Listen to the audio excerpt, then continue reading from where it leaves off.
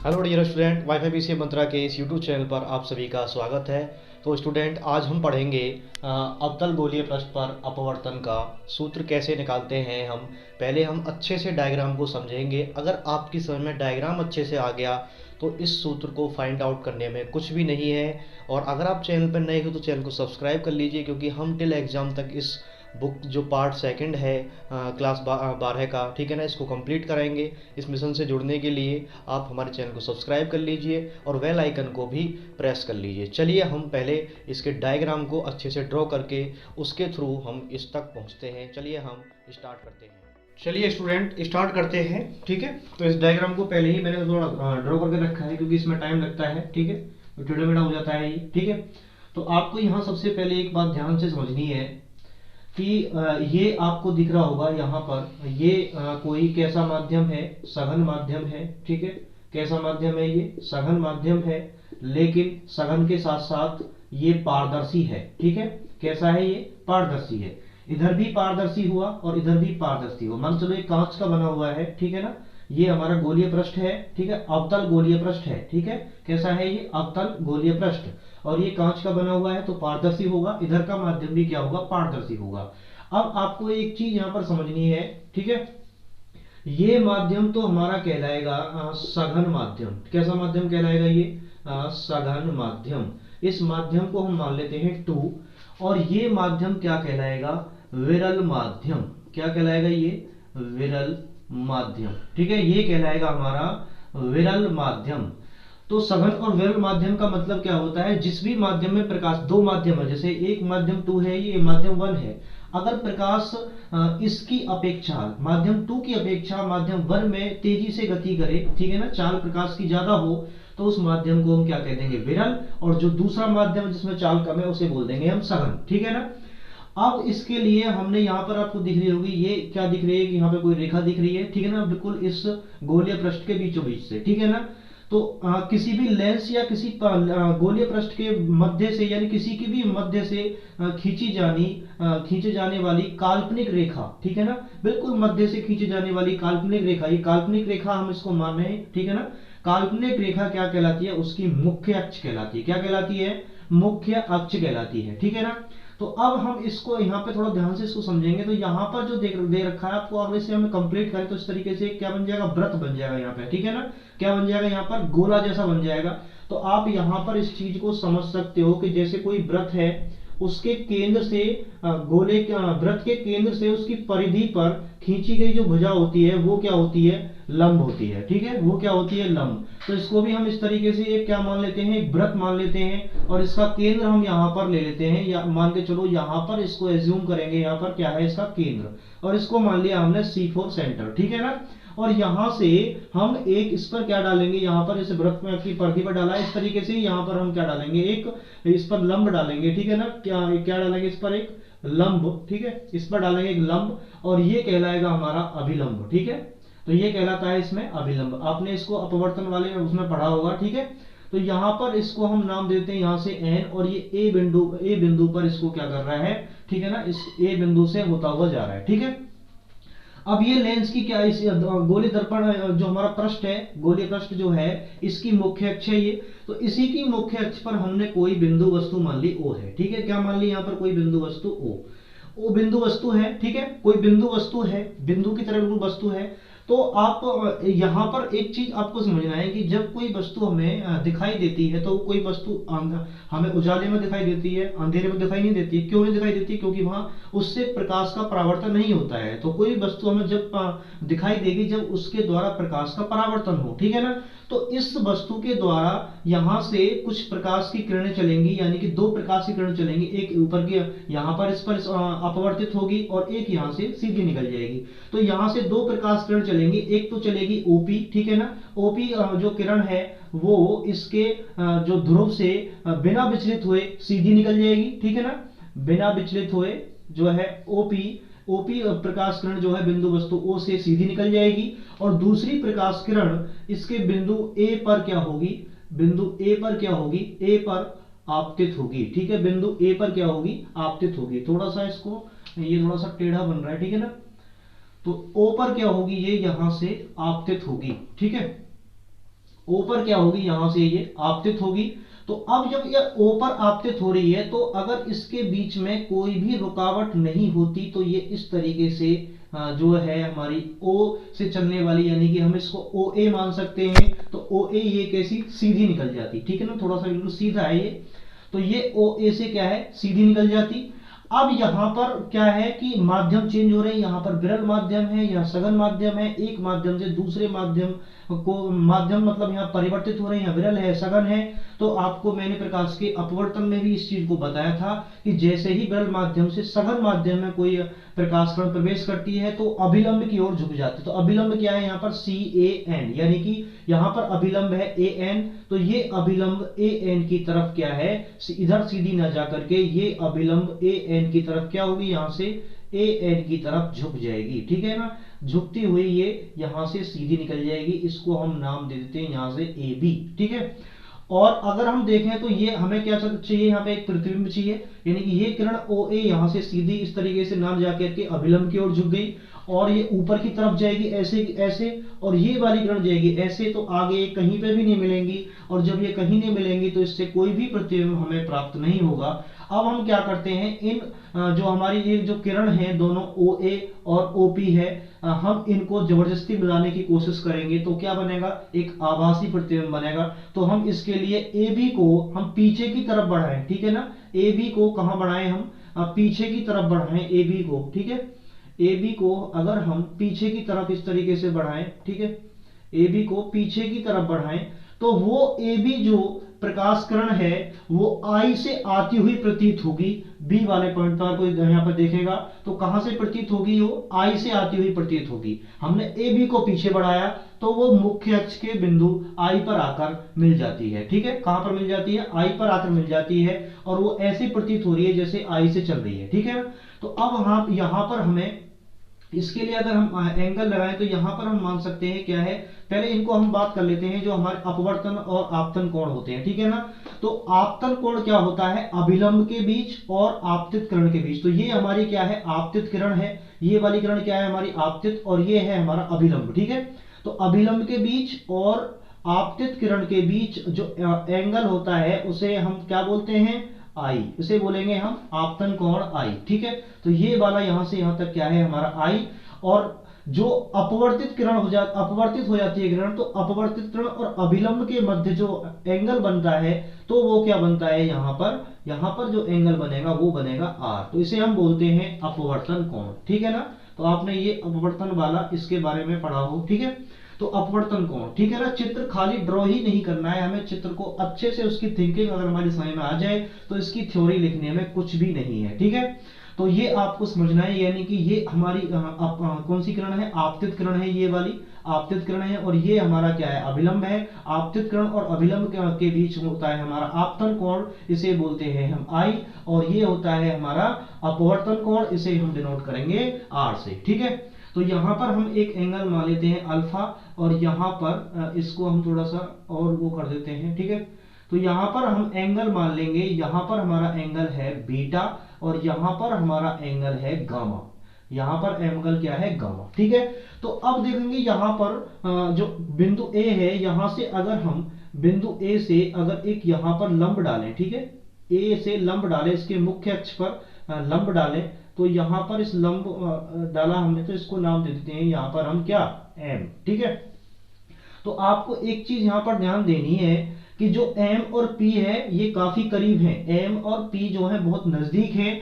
जब हमें इसकी जरूरत होगी m की तो हम m ले सकते हैं, ठीक है ना, हमें वो करने के लिए, फॉर्मूला निकालने के लिए। जब हमें जरूरत होगी p तो हम दोनों की जगह पे दोनों में से किसी को ले सकते हैं, यानी कि m और p इतने नजदीक हैं, हम दोनों अगर हम दोनों में से किसी को भी इनको हम यूज कर सकते हैं, ठीक है ना, दोनों को हम किसी को भी यूज कर सकते हैं। तो अब यहाँ पर अगर हम बात करें चिन्ह परिपाटी की, तो एक बात आपको ध्यान देनी है, यानी कि जितनी भी इधर की मेजरमेंट होती हैं, जितनी भी इधर की नाप होती हैं, वो सब नेगेटिव में होती हैं, और इधर वाली जितनी भी होती हैं वो पॉजिटिव में होती हैं, यानी कि इधर की सब ऋण और इधर की सब क्या यानी कि धनात्मक होंगी, धन होंगे, ठीक है ना, ये वो क्या होंगी, प्लस की होंगी, ठीक है ना।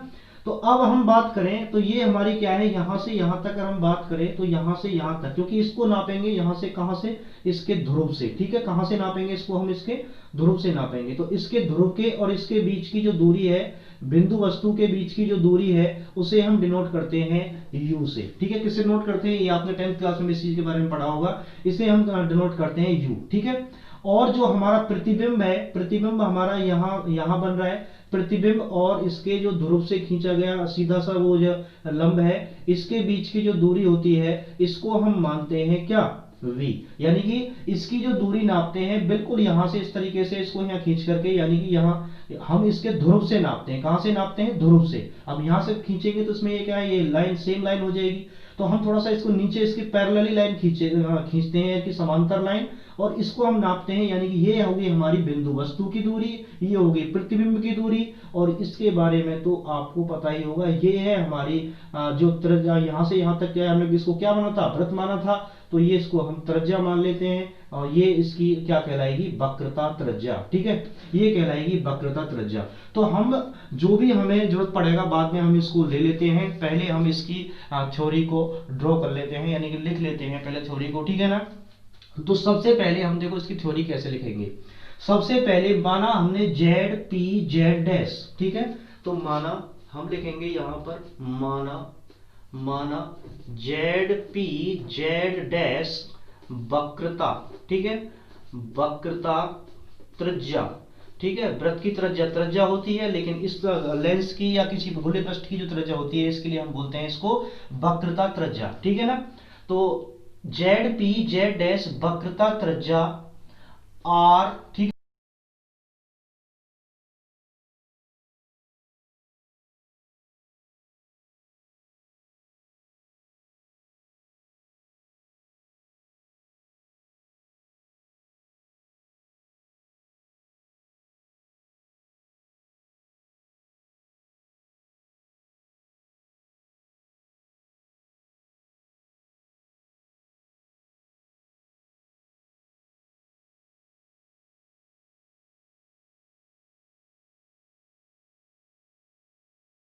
है, यानी कहां से आती हुई प्रतीत होती हैं, आई से आती है। जब पीछे की बढ़ाएंगे तो ऐसा लगता है कि यहां से आ रही है, ठीक है ना।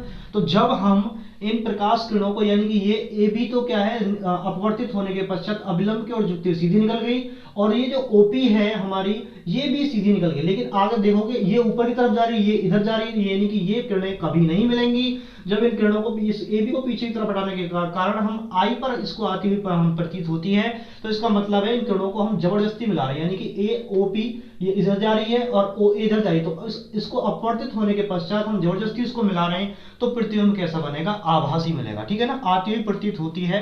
तो बिंदु तो बिंदु तो बिंदु ठीक है, तो बिंदु आई पर आभासी प्रतिबिंब बनता है, तो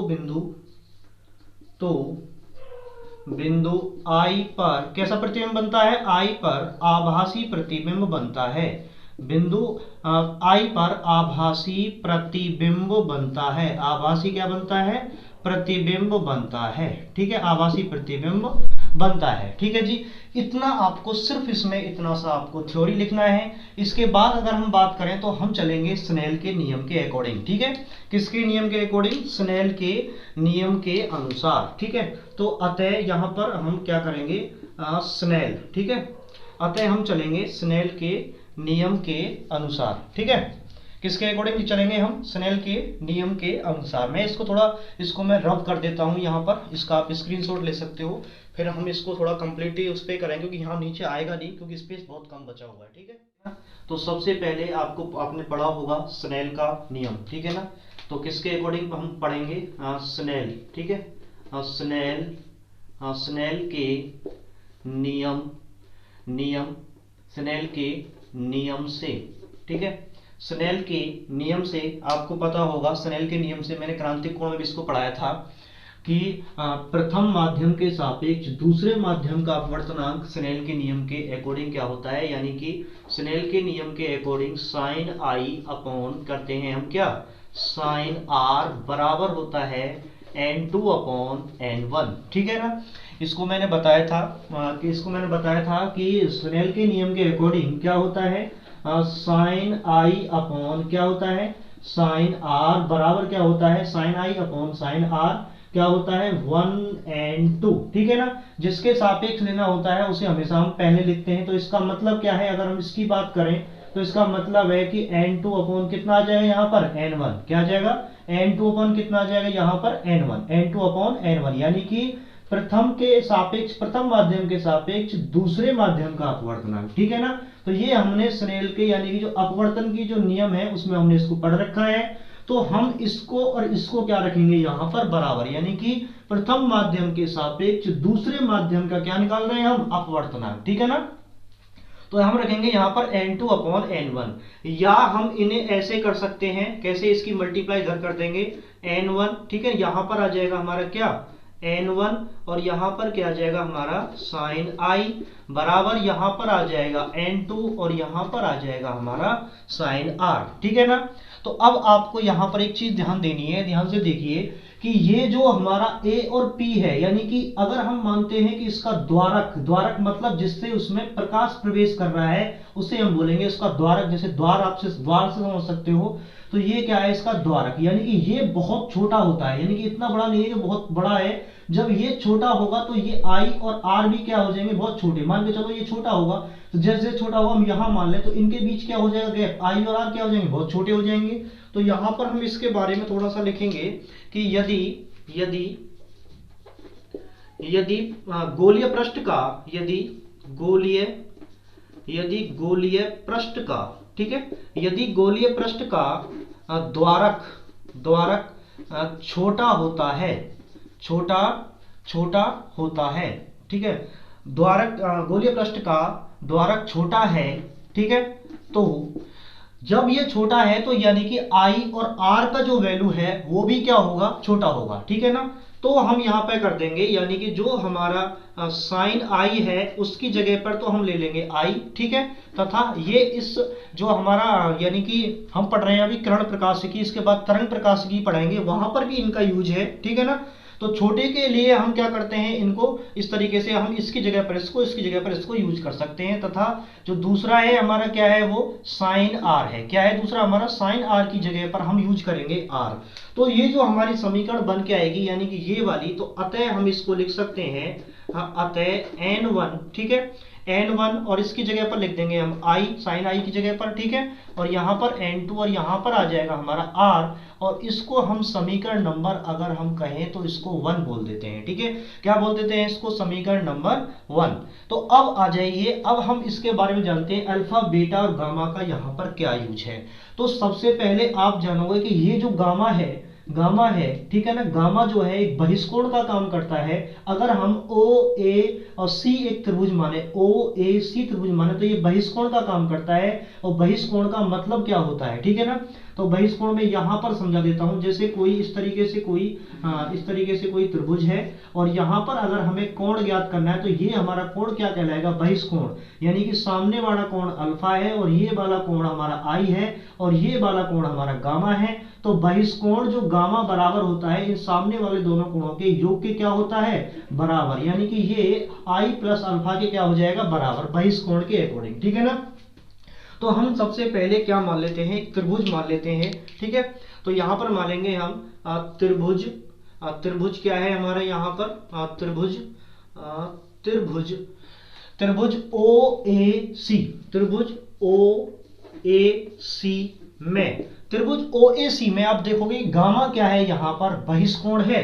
तो बहिष्कोण के बराबर हम किसको रखेंगे, बहिष्कोण के बराबर किसको रखेंगे, यानी कि गामा जो है हमारा बहिष्कोण है। तो बहिष्कोण जो होता है सामने वाले, यानी कि सामने वाला का मतलब क्या है, ये अगर सब बात करें तो अंदर वाला ये बड़ा वाला क्या है, यहाँ पर आई और यहाँ पर है अल्फा, यानी कि सामने वाला हुए ना, यहाँ पे बन रहा है, एक यहाँ पे बन रहा है। तो अंदर बाहर वाले के जो कोण होता है बहिष्कोण, अंदर वाले क्या होते हैं, दोनों क्या होते हैं, अंदर वाले योग के बराबर होते हैं। तो गामा बराबर हम यहाँ पर करेंगे क्या, गामा बराबर करेंगे अल्फा प्लस आई।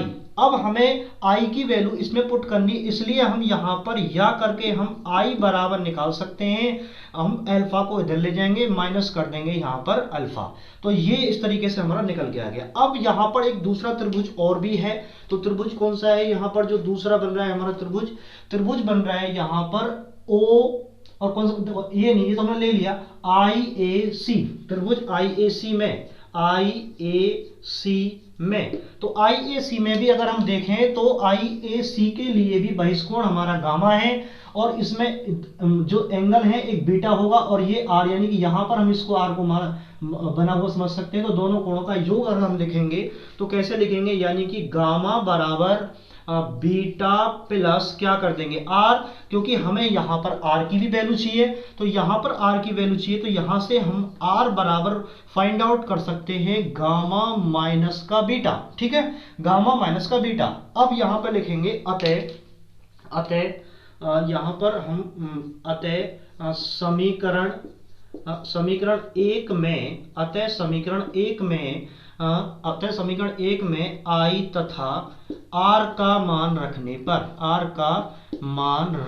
पर, ठीक है, आर का मान रखने पर, जब इस हम आर का मान, आई और आर का मान इसमें रख देंगे तो ये समीकरण हमारी बन के क्या आएगी, यहाँ पर n1 और गामा, यहाँ पर आई की वैल्यू क्या है, आई की वैल्यू हमने निकाली यहाँ पर गामा माइनस अल्फा बराबर n2, और r की वैल्यू क्या निकाली है हमने यहाँ पर गामा माइनस का बीटा, क्या निकाला है यहाँ पर हमने गामा माइनस का बीटा। ठीक है, तो अब इसकी मल्टीप्लाई हम अंदर करेंगे, जब इसकी मल्टीप्लाई अंदर करेंगे तो सेपरेट कर लेना, गामा वाले एक तरफ और अल्फा बीटा वाले जो है एक तरफ। ठीक है, अल्फा बीटा वाले एक तरफ, तो ये आ जाएगा यहाँ पर, अगर हम इसकी मल्टीप्लाई करेंगे n1 gamma minus n1 alpha बराबर, यहाँ पर आ जाएगा हमारा n2 gamma minus n2 beta. अब बीटा वाले और अल्फा वाले तरफ, क्योंकि गामा गामा यहाँ कॉमन आ जाएगा, इधर ले जाएंगे इसको, तो बीटा इधर प्लस का, माइनस का इधर आके हो जाएगा प्लस का, n2 beta minus n1 alpha, तो जैसा है यहाँ पे ऐसे ही रहेगा।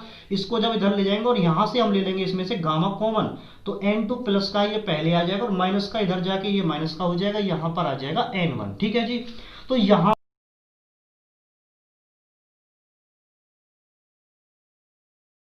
अब यहाँ पर जो अल्फा और बीटा और जो गामा है, अल्फा बीटा और गामा है, इनको भी पृष्ठ के लिए हम छोटा मान करके इसके पृष्ठ को, इनकी जगह पर भी हम क्या मानेंगे, tan beta tan alpha ten gamma. तो यही बिल्कुल हमें यही शर्त यहाँ पर लिखनी है।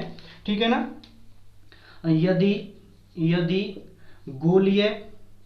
यदि गोलीय पृष्ठ का द्वारक छोटा है, तो गोलीय पृष्ठ का द्वारक छोटा है, जैसे हमने यहां पर इसको आई मान लिया था, ऐसे ही हम ये अल्फा बीटा गामा को भी हम इस तरीके से मान सकते हैं। ठीक है, तो अल्फा बीटा गामा को भी हम कैसे मान सकते हैं यहाँ पर, तो यहाँ पर लिखेंगे हम अल्फा बराबर टेन अल्फा और बीटा बराबर हम लेंगे टेन बीटा, क्या लेंगे टेन बीटा, और गामा बराबर लेंगे हम यहाँ पर टेन गामा। ठीक है, इन वैल्यूज को इसमें पुट करेंगे तो ये देखो हमारा क्या आएगा, तो अतः यहाँ पर हम लिखेंगे, अतः यहाँ पर पुट जब इसको कर देंगे तो ये आएगा हमारा, अतः इसको मैं वहां लिख देता हूँ, यहाँ पर ये आएगा नहीं पूरा। ठीक है, ठीक है, इसको मैं इधर लिख देता हूँ। ठीक है, तो यहाँ पर मैं इसको यहाँ से रब कर देता हूँ,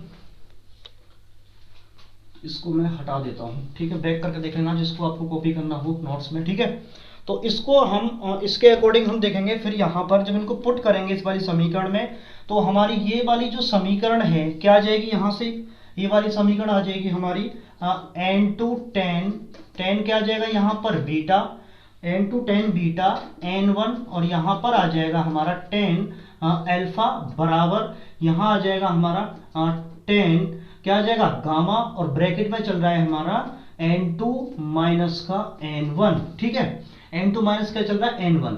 तो आप यहां से देखो कि क्या हम जब यहाँ पे त्रिभुज बन रहे हैं तो क्या हम यहाँ से tan alpha tan beta gamma तीनों की वैल्यू निकाल सकते हैं, बिल्कुल निकाल सकते हैं। तो टेन बीटा की जब वैल्यू निकालना, तो देखो यहाँ पर सामने वाला इसके क्या होगा लंब, ये लंब होगा, और नीचे वाला क्या होगा, ये पूरा हो जाएगा आधार, ये होगा इसका लंब और ये हो जाएगा आधार। तो बीटा के लिए क्योंकि सामने वाला ये लंब, ठीक है ना, तो लंब हमने इसीलिए यहाँ पर खींचा था, तो यहाँ पर आ जाएगा यहाँ पर n2, क्या आ जाएगा यहाँ पर ये n2, और यहाँ पर बीटा के लिए हम रखेंगे, क्या रखेंगे am, लंब बटे क्या होता है, लंब बटे आधार होता है 10, तो यहाँ पर आ जाएगा am, और नीचे के लिए यहाँ पर रखेंगे हम, क्या रखेंगे mi, यहाँ पर रखेंगे हम क्या mi, इस तरीके से माइनस n1, और यहाँ पर आप देख सकते हो इसके लिए क्या रखेंगे, यहाँ पर हम am, इसके लिए भी, अल्फा के लिए भी अगर देखो तो ये एम क्या होगा, लंब, और ये नीचे वाला यानी कि एम ओ, ये क्या हो जाएगा इसका आधार, लंब बटे आधार, ठीक है। और बराबर यहां पर क्या आ जाएगा, इस तरीके से हम देखें टेन गामा, टेन गामा के लिए भी देखो तो यहां पर क्या आ जाएगा, सामने वाला ए एम लंब और यहां पर एम सी क्या आ जाएगा इसका आधार, तो यहां पर आ जाएगा हमारा A M upon M C, और ब्रैकेट में हमारा n2 माइनस एन वाई साहब चल रहे हैं, ठीक है। अब यहां से हम इसको कैसे सॉल्व करेंगे, देखो मैंने बताया था कि जब मुझे जरूरत पड़ेगी एम, एम की जगह पी, पी की जगह एम ले सकता हूं, तो क्योंकि हमें यहां तक इसकी दूरी नापनी होती है, ना कि हमें एम तक नापनी होती है, तो दोनों नजदीक हैं, तो हम इसकी जगह पे एक बार इसको पी, ये ए भी चेंज कर सकते हैं, या हम इसे ऐसे कर सकते हैं, यहां पर क्या है ये 2, तो या इसे हम ऐसे कर सकते हैं, यहां पर आ जाएगा हमारा A M upon P I, क्या मान सकते हैं हम, पी आई, और यहां पर आ जाएगा माइनस का n1, और यहां पर आ जाएगा ए एम अपॉन क्या आ जाएगा यहां पर पी ओ, ठीक है। m की जगह पर p रख रहे हैं बस खाली हम, यहां पर ए एम अपॉन क्या आ जाएगा, और यहां पर p और c रख देंगे, क्या रख देंगे यहाँ p c, और ब्रैकेट में ये हमारा यहां पर चल ही रहा है, ठीक है। अब यहां पर देखो am am कॉमन है, सब में से कॉमन लेंगे, काट देंगे, और pi की जो वैल्यू रखेंगे यहां पर देखो, इनकी सबकी वैल्यू रखेंगे, pi की वैल्यू कितनी है यहाँ पर, pi की वैल्यू है v, और इसकी वैल्यू सबकी वैल्यू रखेंगे यहां पर, तो यहां पर n2 अपॉन, क्योंकि जब हमें pi की वैल्यू चाहिए p और i, तो p और i की वैल्यू कितनी है यहाँ पर v, और मैंने बताया जब इधर वाली वैल्यू रखते हैं तो वो नेगेटिव में रखते हैं, माइनस का आएगा v, और माइनस यहाँ चल ही रहा है, यहाँ पर क्या है n1, ठीक है, और am तो हमने यहाँ से कैंसिल आउट, दोनों तरफ क्या है यहाँ पर ये कॉमन।